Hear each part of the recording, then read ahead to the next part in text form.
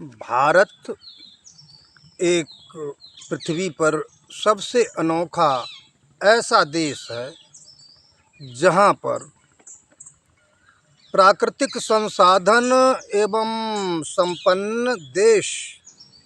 संपन्नता देश में है। संपन्न देश है और संपन्नता भी है।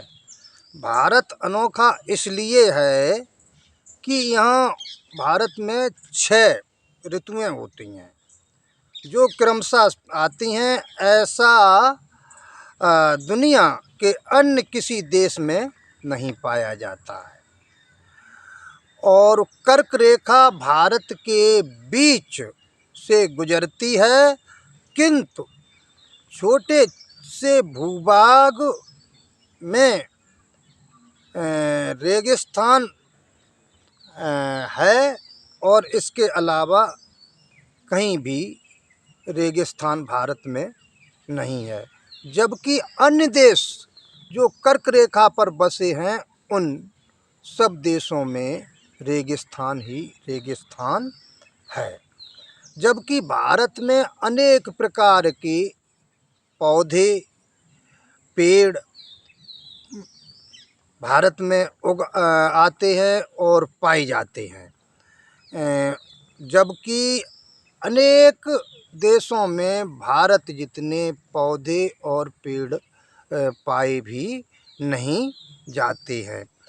वर्ष भर में सतत प्रवाह से बहने वाली अधिकांश नदियां भी भारत में ही हैं। यहाँ लगभग 250 किस्म की भारत में 250 किस्म के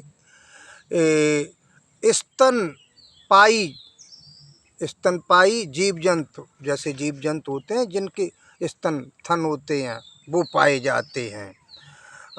पक्षी भी होते हैं, उसमें जीव जंतुओं में पक्षी भी होते हैं।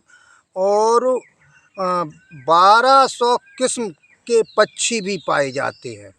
1200 किस्म के पक्षी भी पाए जाते हैं। जहाँ तक कि प्राकृतिक संसाधनों का सवाल है तो सारी दुनिया की लोहे की खान, सारी दुनिया में जितनी लोहे की खानें होंगी उतनी 25% अकेले भारत में ही लोहे की खानें हैं। और क्या कहा जाता है, दुनिया का 30% यूरेनियम और 38% बक्साइट पत्थर भंडार भारत में पाया जाता है।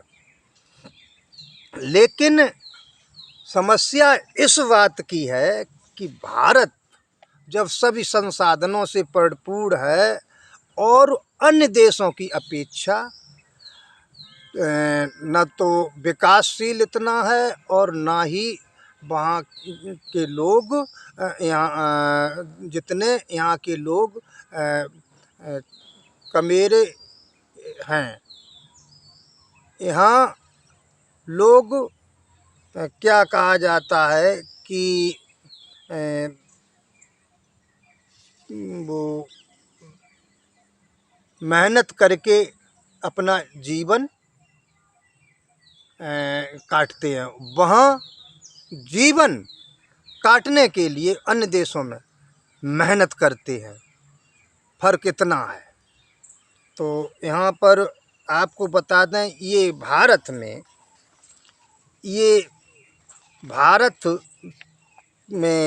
जो एक जापान से हम इसकी समीक्षा करेंगे, तुलना करेंगे तो जापान का जो भूमि का 2/भाग है वो पर्वतीय है और ढालदार है, बहुत तीव्र है। इसके पूरब पश्चिम की ओर सागर की गहराई भी बहुत अधिक है। और जापान में के मध्य भाग में ज्वालामुखी पर्वतों की श्रृंखला भी फैली हुई है। यहाँ लगभग 500 ज्वालामुखी पर्वत की चोटियाँ हैं। जापान में 500 ज्वालामुखी पर्वत की चोटियां हैं, जिसमें से लगभग 55 ज्वालामुखी आज भी सक्रिय हैं और यहाँ एक वर्ष में लगभग 1000 से अधिक भूकंप भी आते हैं। और जापान की मात्र 15% भूमि ऐसी है जो कृषि योग्य है। शेष भूमि जंगल और पहाड़, जलाशय, पर्वतों से घिरी हुई है, जबकि भारत की कृषि भूमि जापान से कई गुनी ज़्यादा है।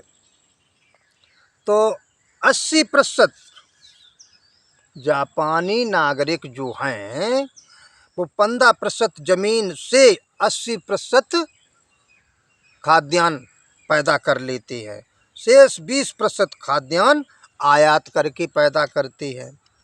और यहाँ का आदमी क्या है कि समता और स्वतंत्रता बंधुत्व में बंधा हुआ है। यहाँ का आदमी, भारत का आदमी क्या कहा जाता है कि वो अंधविश्वास पाखंड में जूझे रहते हैं और जिस तरीके से बाहरी लोग अपना जीवन यापन करने के लिए, विकासशील बनने के लिए जो अपना दिमाग, अपना